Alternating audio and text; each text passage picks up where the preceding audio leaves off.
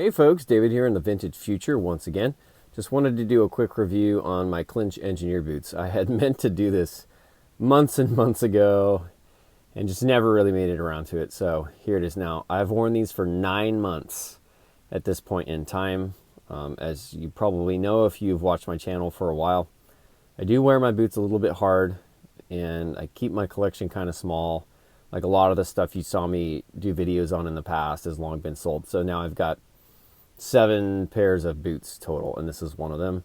So relatively small rotation and kind of an active lifestyle means I wear these things down fairly quickly, but not too quickly. These things last a long time, as you'll see when I look at the soles on the outside of these. But anyways, let's go through the specs real quick, and we'll go in for a closer look. Okay, so this is the 9-inch Clinch Engineer, not the full-size 11-inch, all right?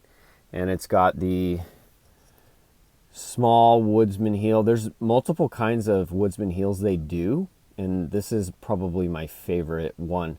I actually didn't realize that until I got them, and then a friend pointed out, hey, you got the good one, and I was like, what? And I started looking at pictures, and it looks like Clinch does several different types of woodsmans, and this one's my favorite, so kind of lucked out there. Anyways, originally this one was all black, but the edge dressing, as you can see, is chipping off. It's a teacore, obviously. You can see the brown coming through there. This is on, I'm gonna move this one back a little bit. This is on their O'Sullivan's Reproduction half sole. And let me tell you, so far, I really love this sole. It's soft enough to be comfortable, hard enough to wear slowly. It says oil resistant right here, and I would have to agree with that. Some things say oil resistant, and then they're like ice skates, and you're like slipping everywhere.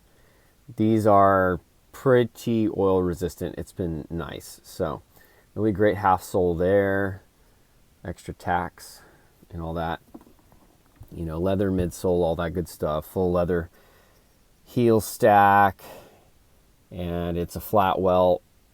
Hand welted on the inside, the inner stitch. The outer stitch right here is a machine, but the machine does a nice job. It's nice and clean, so no issues there. This leather is Maryam Horsebutt with a hand black overdye finish.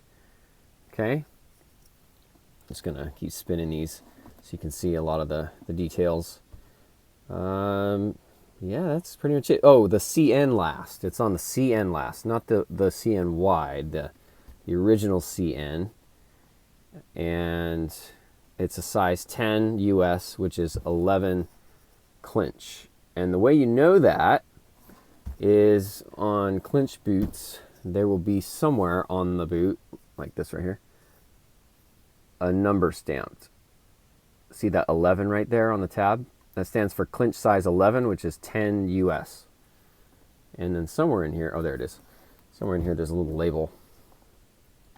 Clinch. And the short engineers don't have the little, there's like an hourglass logo thing that they usually, it's like a sideways thing. They usually have right here on the full size one. Well, these don't have it, which is fine by me, but they don't. These also don't have the little inside pull straps. On the full-size 11-inch Engineer by Clinch, they have these little like cloth leather strap things hanging down on either side of the shaft, and you pull them up out of the boot and grab onto them to pull your foot into the boot. These don't have that.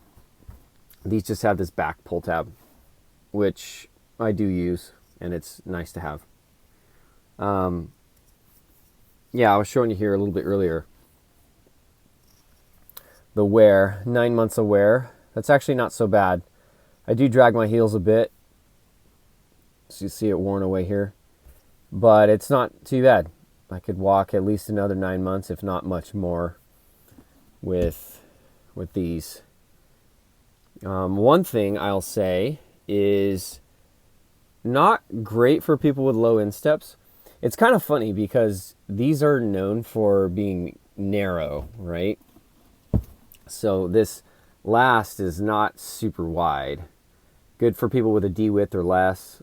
If you're an E width, you could probably wear it if you sized up like a half size or something like that. I don't know. But yeah, not much more than that.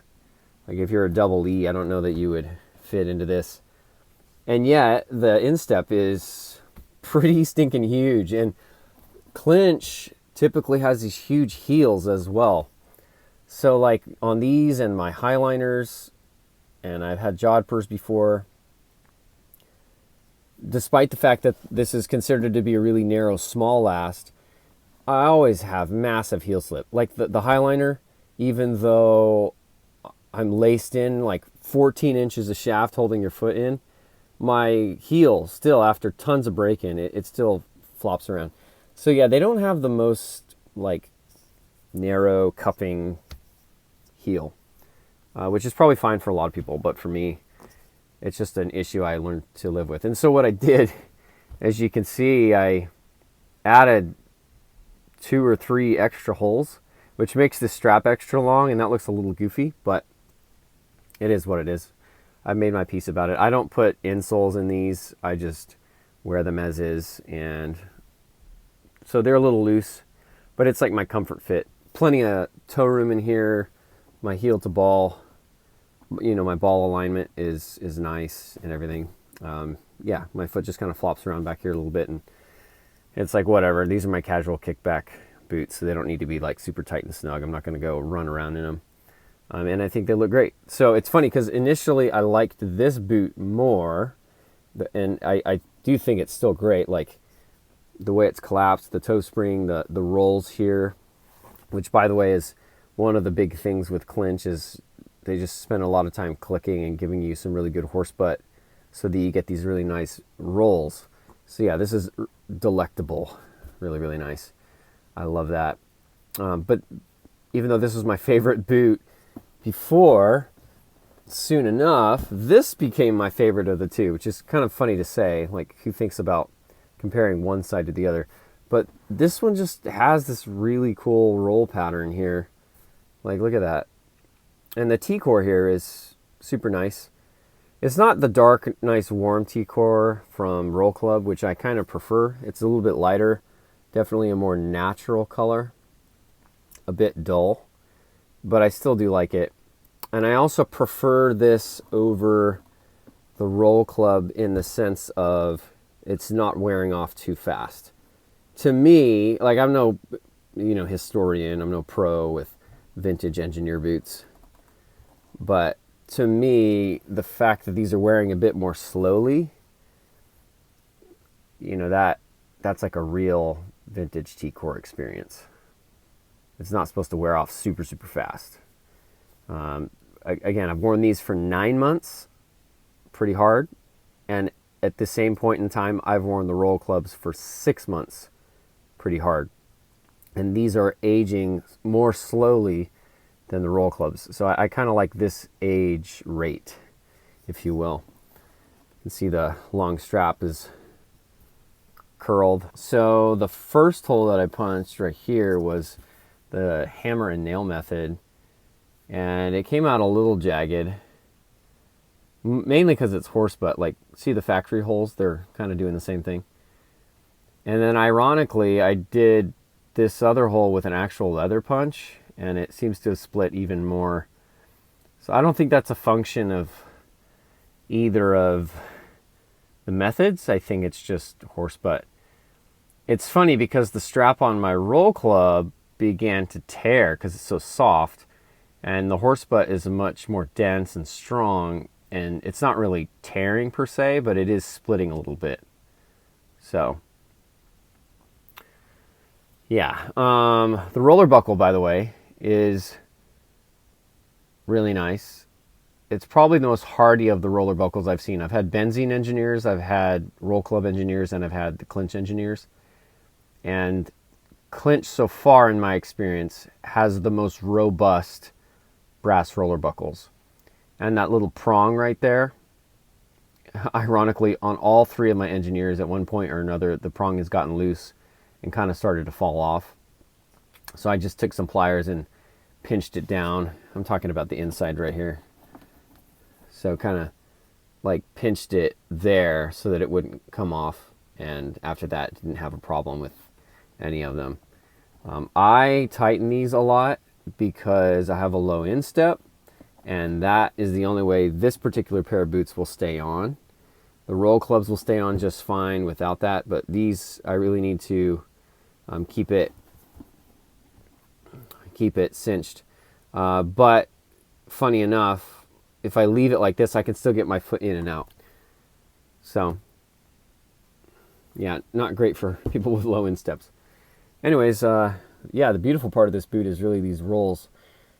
This is what drew me to this kind of boot, and the Jodhpur boot that they have is this uninterrupted vamp. It's just the beauty of the leather. There's not laces in the way. There's not some crazy, like on a cowboy boot, all the stitching and all this stuff. Nothing distracts you. The star of the show is the leather. Instead of the star of the show being the craftsmanship, it becomes the leather itself. And so I'm a big fan of that. Little gouge in the toe there. But yeah, this thing's handling life really well. Nothing's loose, nothing's falling apart. It's just been really amazing in every way. I do like their finish work. It's hard to tell now, but like this was nice and clean when I got them, and all this in here. And I love how they trim this so close to the heel. Really well done. The welt joints, see if I can even find them anymore. Oh yeah, it's right there. See the welt joint right there? Yeah, like right there. Yeah, so nice clean welt joints. Yeah, really good work. From a technical perspective, these Clinch boots are the nicest of the three engineer boots that I've had. The Benzene, the Roll Club, and these. Not all Clinch are. You know, I've seen guys recently. Jake was mentioning this on one of his videos. I've seen guys recently that have some issues with Clinch, but this particular pair came out real nicely. These ones were sent straight from Japan, by the way. This is not through Standard and Strange. Same ones that you would see featured on their website. So yeah, anyways, I'm just going to give you some more camera shots and angles, and then we can be done. The shape of the toe is a little more square. It kind of squares off like and then a little bit flat in the front as compared to, you know, like a Roll Club or, well, actually it's kind of similar to a Benzene. The Benzene, I think, is inspired by this. But yeah. One thing I will say is with this 9-inch pair, the height of the shaft, some people I think will say, when you're just looking at the boot without it on, it's a little disproportional.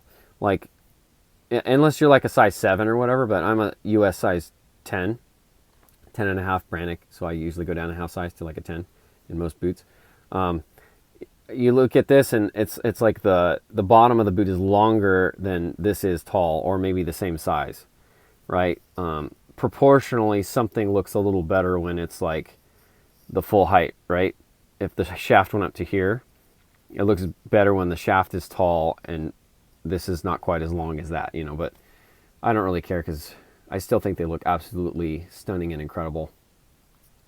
What else? Yeah, the shafts, and the same with my Roll Clubs. The shafts are nice and small.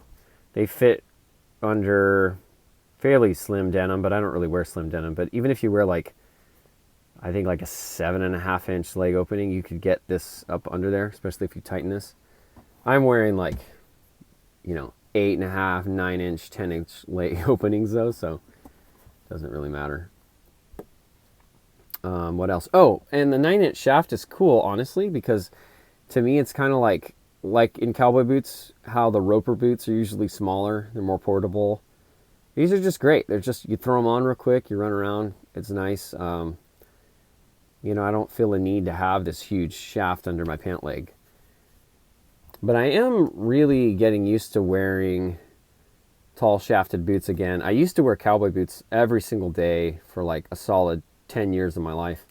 Then got out of the habit, and recently I've got the Highliners with the 14-inch shaft, 11-inch Roll Clubs, and I had those Benzenes for a while, and then these Clinch boots, and I'm really loving it. And I love how, like, when you know, cross one leg over the other when you're sitting down or whatnot, like your pants, right up, but it's not exposing your leg or your sock and stuff like that. If I go off trail a little bit, so to speak, the weeds and stuff aren't like scratching your leg, going up into your pant leg. They're just like hitting the side of the boot and stuff. Yeah, just a really cool deal. Yeah, I get all kinds of weird comments. I've had people like, oh, you got Santa boots. Not trying to make fun of me, but like, oh, those are like the boots that Santa wears. I'm like, I guess they kind of are. Other people like, oh, they're like pirate boots or whatever. Other people, hey, motorcycle boots or cowboy boots or whatever. But I don't care. I love the look. I love wearing them, and that's really what counts, right? Do you enjoy what you're wearing? Yeah, who doesn't want to dress like an action figure? So, yeah. And the sole wear on this one. Plenty of life left in these. Yeah, I don't know what else to say, but that's them. I think if you're totally in love with this particular aesthetic, as I said in my Roll Club video, then they're worth it. And if you're not, then they're not worth it, because as far as I can see, more or less, roughly, you're going to get the same general quality with a lot of other well-known brands out there. Even if you don't, like, say it's like a Wesco or something like that, which is not the same caliber of boot, if you really love the look, that's the one to go for. There's a decent amount of engineer boot companies now, but there's not so many to where there's, one that's just like head and shoulders above all the rest, right? So in my opinion, it comes down to what look are you going for and does it fit? So like for me, some of these boots just don't fit right. So like I had some Wesco engineered boots and they just don't fit me quite right because of the shape. Like the Wesco, the Mr. Lou, the MP 1339 last, it dives in right here and is pushing my big toe in. It drives me nuts. So I don't want to wear those. And then like other engineers just like straight up won't fit. Like Vibrick has an engineer, but they usually put it on a last that's just so big that my skinny little foot wants to constantly fall out of it. But there's just so many different ones you could choose from. These benzene zeros, motor attractions. There's a ton of different Indonesian companies that have been trying out. Flame Panda, Pang, he's got his version now. He usually makes it on the 181 last. Yeah, so in my opinion, with engineers, I think you should get something that fits you, and you should get something that you absolutely love the look of. And that's what should determine it. And if you get that, in my opinion, it's worth the price that you pay. I'd rather buy a more expensive boot that looks exactly like I want and fits well, or decently well, like these, than have a boot that's like cheaper and it doesn't quite fit right, or it just doesn't quite look right. Whites, Nicks, they've got their own, so whatever one you like, John Lofgren, I think that's what you should get. I don't think you're doing yourself a favor by buying Wesco. Like, oh, I beat the system. I, spent less than the next guy if you're not really happy with the look and the fit's not there. But hey, man, if the fit's there, you find some, like, say, used Wescos on eBay and the fit is there and you just absolutely love how they look, then, man, you nailed it. And don't let anyone tell you otherwise, Don't let anyone say, oh, those are inferior. Because maybe they are, technically speaking, but they're not inferior, subjective to you and your experience and what it is you're looking for in an engineer boot. Anyways, probably sick of seeing these now. But that's the Clinch Engineer on the CN last. Maryam Black Overdyed Horsebutt on the O'Sullivan Reproduction half sole 9-inch shaft. And until next time, let your boots take you to places more important than the boots themselves.